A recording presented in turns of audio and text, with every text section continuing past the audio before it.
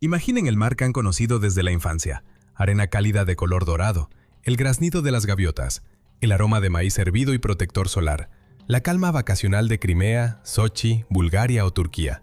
Estamos acostumbrados a ver al Mar Negro como un balneario seguro, como una vasta piscina doméstica sin tiburones devoradores, sin tsunamis destructores y sin amenazas mortales cotidianas. Observamos su superficie azul y dócil, paseamos en embarcaciones recreativas y percibimos una imagen idílica. Esa imagen, sin embargo, es el mayor engaño óptico que nos regala la naturaleza, una mentira bella y peligrosa, oculta bajo una capa de agua salada frágil como cristal. Ahora mismo, mientras millones de turistas se bañan despreocupados en la orilla y comen junto a la playa, a solo 150 metros bajo sus pies comienza una zona de aislamiento absoluto. Es un reino donde la vida tal como la entendemos no puede existir. Una franja cuyo conjunto de parámetros químicos y físicos recuerda más a la atmósfera tóxica de Venus que a un cuerpo de agua terrestre. Los oceanógrafos, geólogos y químicos califican al Mar Negro como una cuenca única, casi cerrada, y detrás de ese término académico aparece una verdad brutal que hiela la sangre. Es la mayor fosa venenosa del planeta, un reservorio planetario de muerte. 90% del volumen del mar está formado por una masa muerta, carente de vida y saturada de sulfuro de hidrógeno. Lo más alarmante no es únicamente su existencia, sino su avance. Esa masa tóxica se eleva, está ascendiendo hacia la superficie y aproximándose a playas y ciudades. Los sensores en boyas abisales, los datos satelitales y las medidas tomadas desde buques de investigación registran una dinámica inquietante e irreversible. El límite de la muerte asciende hacia la superficie, hacia los balnearios y los centros urbanos. En la década de 1940, cuando se realizaron las primeras mediciones sistemáticas, esa frontera se situaba de manera estable a una profundidad de 200 metros. Hoy día, en algunos puntos, especialmente en el centro de remolinos ciclónicos conocidos como Ojos de Nipovich, esa línea ha llegado a los 50 metros. Este relato no versa sobre diversión playera ni sobre delfines, es un thriller frío y duro de carácter ecológico, histórico y prospectivo. Descenderemos a zonas donde la presión aplastaría a un ser humano en una fracción de segundo. Allí veremos barcos hundidos desde la época de Cristo, que parecen haber tocado fondo apenas anoche.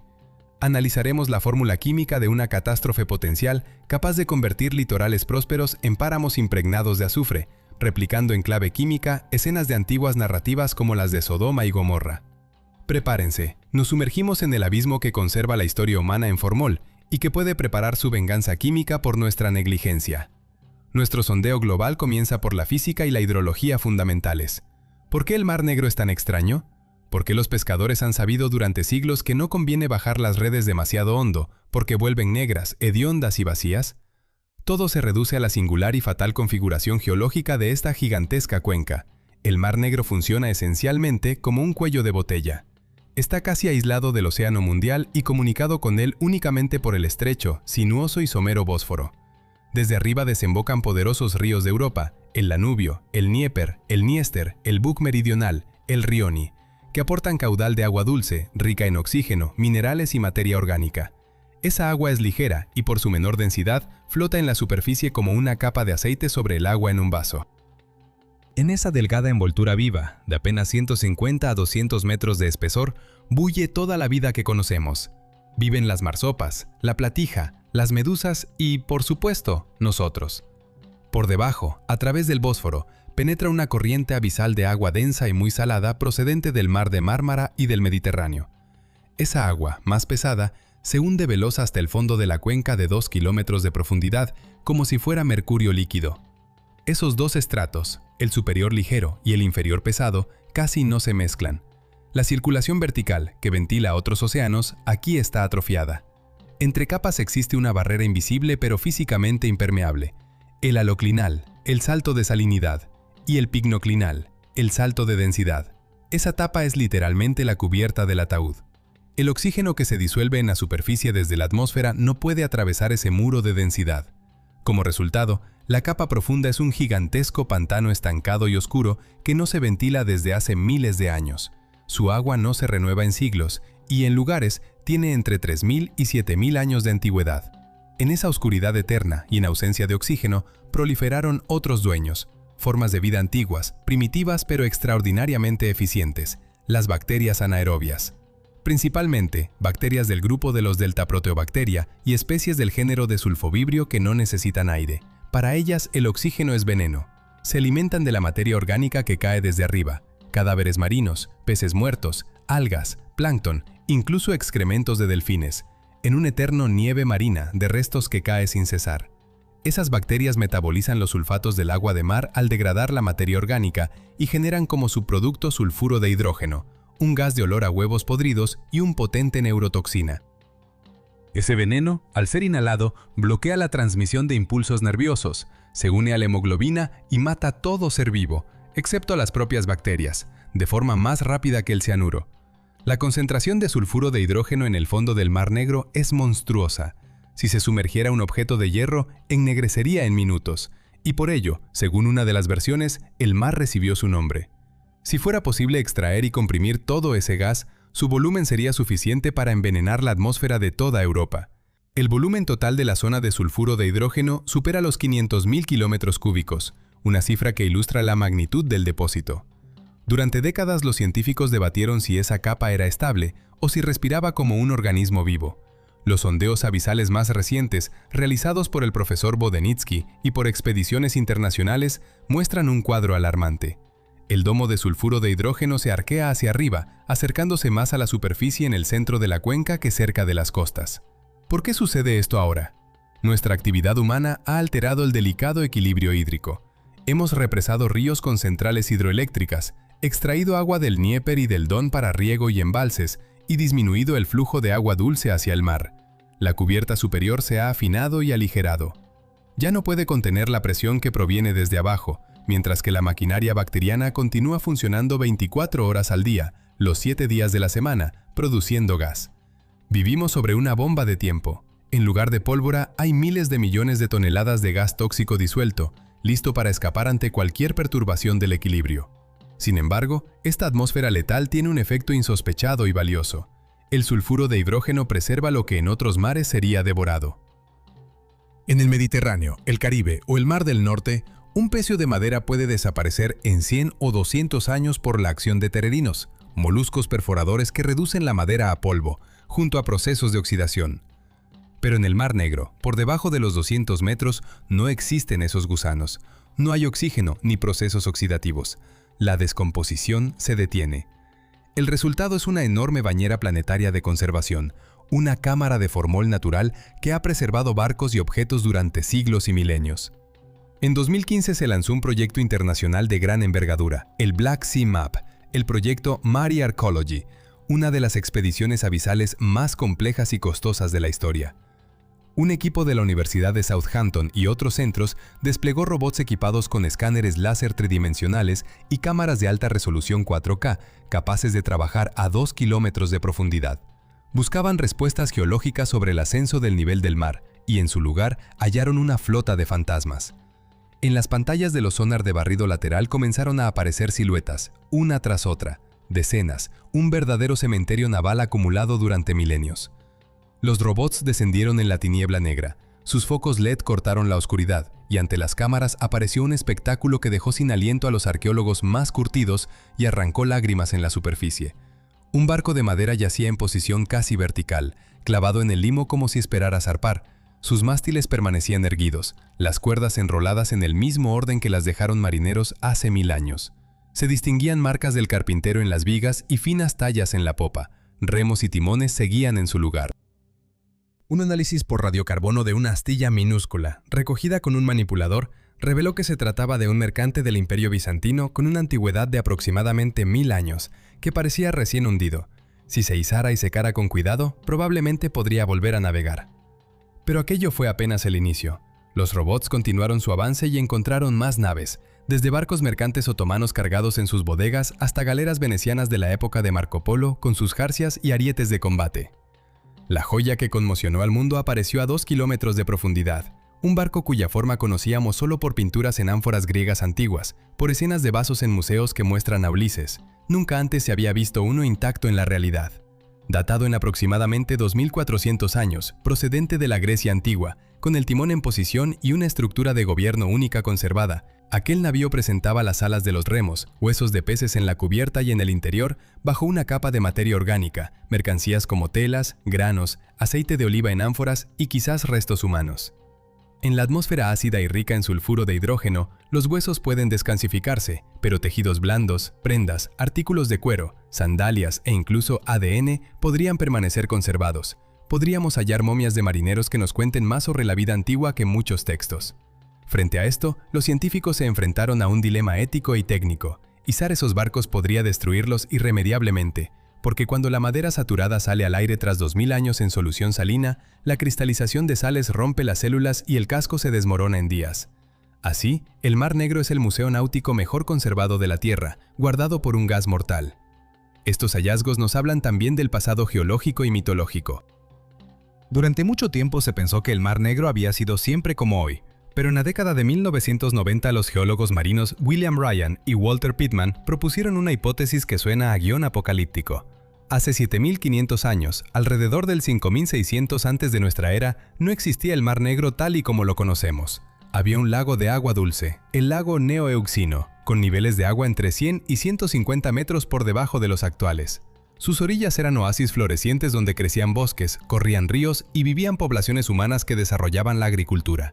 Entonces, los glaciares del norte comenzaron a derretirse y el nivel del océano mundial subió. El Mediterráneo se desbordó y en un día fatídico, el delgado istmo rocoso que separaba el mar del lago, lo que hoy es el Bósforo, sucumbió a la presión. Un cataclismo de agua salada, 200 veces más potente que las cataratas del Niágara, cayó en la cuenca como una cascada gigantesca. El estruendo se oyó a cientos de kilómetros y la entrada de agua avanzó con una velocidad estimada entre 50 y 100 kilómetros por día. El nivel del lago se elevó entre 15 y 30 centímetros diarios y la línea de costa retrocedió kilómetros cada jornada. La población huyó dejando casas de adobe, ganado y tumbas de ancestros, pero el agua los alcanzó. En pocos meses quedaron anegados 100.000 kilómetros cuadrados de tierra, la extensión de Bélgica o Irlanda, y la biota de agua dulce pereció de inmediato por el choque salino. La lluvia de cadáveres que se depositó en el fondo dio lugar al primer suministro masivo de sulfuro de hidrógeno que envenenó al mar. Muchos investigadores sostienen que ese cataclismo se preservó en la memoria colectiva de pueblos de Oriente Próximo y Europa como el gran diluvio que narran los mitos, Gilgamesh, Utnapishtim y la versión bíblica. ¿Existen pruebas materiales? Las expediciones del legendario Robert Ballard, descubridor del Titanic y del Bismarck, identificaron frente a la costa turca de Sinope estructuras a 95 metros de profundidad con ángulos rectos y formas geométricas que no pertenecen a la naturaleza. Hallaron antiguas líneas de costa, playas con guijarros y conchas ahora sepultadas bajo 100 metros de agua. Un análisis de las conchas mostró un cambio brusco y súbito en la fauna. Moluscos de agua dulce desaparecieron de golpe y fueron reemplazados por especies marinas hace 7500 años, según la datación por radiocarbono. Eso sugiere que en las zonas de sulfuro de hidrógeno podrían descansar aldeas neolíticas completas, viviendas, cercas, utensilios, juguetes y quizá personas sorprendidas por la inundación, preservadas bajo el agua eterna. El Mar Negro oculta una Atlántida sumergida, conservada a perpetuidad, y apenas estamos abriendo esa puerta. Volvamos a la amenaza presente. ¿Puede el Mar Negro explotar o incendiarse? En Internet abundan historias que afirman que una cerilla encendida prendería el mar. Eso es un mito. La concentración de gas en la superficie es insignificante y se oxida en contacto con el oxígeno en capas intermedias entre 50 y 100 metros. No obstante, la historia documenta episodios inquietantes. En 1927, durante el gran terremoto de Crimea con epicentro en el mar cerca de Yalta, testigos, entre ellos el escritor Máximo Gorki, describieron escenas aterradoras. El mar hervía, el agua bullía, y sobre la superficie, lejos de la costa, se alzaron pilares de fuego y humo de hasta 500 metros de altura. El cielo se ennegreció y el aire quedó cargado con un olor insoportable a azufre. Ese fenómeno se explica porque el sismo agitó las capas como una botella con gaseosa. El sulfuro de hidrógeno y el metano abisales ascendieron en grandes burbujas, alcanzaron la atmósfera y se inflamaron. Quizá por descargas eléctricas de tormentas o por efectos piezoeléctricos en las fracturas rocosas. El episodio es evidencia de la inestabilidad del sistema. Si hoy ocurriera un terremoto de gran magnitud en las zonas sísmicas del Cáucaso, Crimea o Turquía, regiones proclives a la actividad tectónica, como recordaron los sismos de 2023 en Turquía, el escenario podría repetirse, pero ahora con litorales mucho más urbanizados y con infraestructura crítica instalada sobre el fondo marino. Gasoductos estratégicos cruzan el lecho marino, el denominado Turkish Stream, el Blue Stream. Y pese a que han sido diseñados para condiciones agresivas, una fractura tectónica podría rasgarlos. La liberación masiva de una nube de sulfuro de hidrógeno no sería solo un espectáculo de fuego en el horizonte. Sería un ataque químico de gran escala. Recordemos el lago Nyos en Camerún, donde en 1986 una emisión limnológica de dióxido de carbono asfixió a 2.700 personas y al ganado. El sulfuro de hidrógeno es aún más letal. Es más pesado que el aire y no se dispersa hacia arriba, sino que fluye hacia depresiones, ciudades costeras y bahías, llenando sótanos y plantas bajas. A concentraciones elevadas provoca la muerte tras 1 o 2 inhalaciones por parálisis del centro respiratorio. Además de las amenazas geológicas y químicas, el Mar Negro ha sufrido invasiones biológicas por aguas de lastre de barcos. En la década de 1980 arribó sin querer una criatura depredadora, la medusa golondrina Nemiopsis leiji. Este organismo, bello por su bioluminiscencia, resultó ser un voraz devorador de zooplancton, de huevos y larvas de peces, desmantelando la base alimentaria del ecosistema. A finales de la década de 1980, su biomasa llegó en algún momento a superar la biomasa de todo el pescado del mar. Si se pesara, ascendía a más de 1.000 millones de toneladas. Las aguas se convirtieron en una especie de sopa gelatinosa. El turismo de baño se hizo desagradable y la pesca colapsó. Capturas de anchoita, espadín y carángidos cayeron de forma drástica. Fábricas conserveras cerraron y los delfines comenzaron a morir por inanición y fueron varando en las playas. La catástrofe fue comparable a un invierno nuclear subacuático. Los científicos estaban perplejos. La solución llegó también por azar. En la década de 1990 se introdujo otro organismo depredador en las aguas de lastre, Beroe ovata, un ctenóforo caníbal que se alimenta casi exclusivamente de Nemiopsis y empezó a consumir masivamente a la plaga anterior. Así comenzó la guerra entre invasores y la población de Nemiopsis declinó, permitiendo una lenta recuperación. No obstante, el ecosistema del Mar Negro quedó debilitado. Su inmunidad ecológica fue dañada. Otro invasor, el caracol rapana venosa procedente del lejano oriente y llegado en décadas pasadas, diezmó poblaciones de ostras y vieiras al perforar sus conchas y succionarlas. Esos moluscos eran filtros vivientes que limpiaban el agua y ahora su ausencia agrava la degradación. Hoy llega una amenaza adicional, el microplástico. Por su carácter de bolsa cerrada, el Mar Negro acumula desechos al doble de la velocidad del Mediterráneo abierto. Microplásticos han sido hallados en el estómago del 100% de los peces analizados, y al depositarse en el fondo dentro de la zona de sulfuro de hidrógeno, no se descomponen. Pasan a formar parte de los estratos geológicos, creando un plastoceno que quedará como huella indeleble de nuestra era de consumo. Los sondeos del lecho marino han revelado otra anomalía. El fondo gasea, hierve casi, con miles de respiraderos que emiten chorros de metano. En condiciones de alta presión y baja temperatura, este metano forma hidratos gaseosos, un hielo combustible que contiene enormes cantidades de gas. El Mar Negro es un enorme almacén de hidratos, un potencial recurso energético colosal. Las reservas de metano podrían abastecer en teoría a los países ribereños, Ucrania, Rusia, Turquía, Bulgaria, Rumanía y Georgia, durante siglos. Se habla de trillones de metros cúbicos de gas. Pero extraerlo en presencia de una capa agresiva de sulfuro de hidrógeno es una pesadilla tecnológica y ecológica. Cualquier accidente en una perforación o rotura podría liberar grandes emisiones de metano, un gas de efecto invernadero hasta 30 veces más potente que el dióxido de carbono, acelerando el calentamiento global y liberando al mismo tiempo sulfuro de hidrógeno. Además, las emisiones de metano desestabilizan el sedimento y hacen que los taludes submarinos se vuelvan inestables. Un gran deslizamiento en el talud de Crimea o en la zona del Cáucaso podría desencadenar un tsunami. Sí, en un mar cerrado un tsunami es posible. Las crónicas antiguas registran episodios de olas que cubrieron zonas costeras en la antigüedad, y una ola de solo 3 a 5 metros puede anegar playas densamente pobladas en 10 o 20 minutos, sin tiempo efectivo para evacuar, dado que las redes de alerta de tsunami en el Mar Negro son prácticamente inexistentes. ¿Por qué el límite tóxico asciende ahora y por qué el mar parece ahogarse? El motor principal es el calentamiento global.